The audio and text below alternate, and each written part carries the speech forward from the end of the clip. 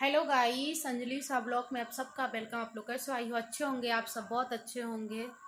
तो मैं भी अभी नहा धो के बाल वगैरह धो चुकी हूँ। तो आज संडे था, इसलिए आज मैं सोची बाल वगैरह धो लेती हूँ।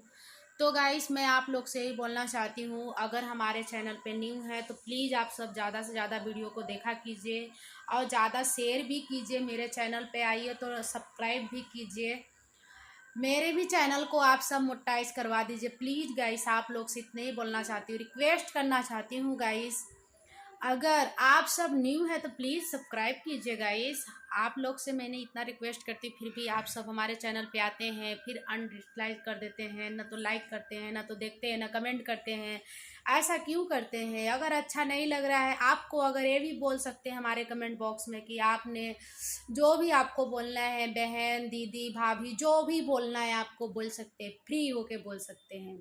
लेकिन बाबू सोना नहीं, ये सब चीज़ मुझे नहीं अच्छा लगता है। ठीक, जो आपको रिश्ता में अच्छा लगे वही आप बोल सकते हैं, समझ गए?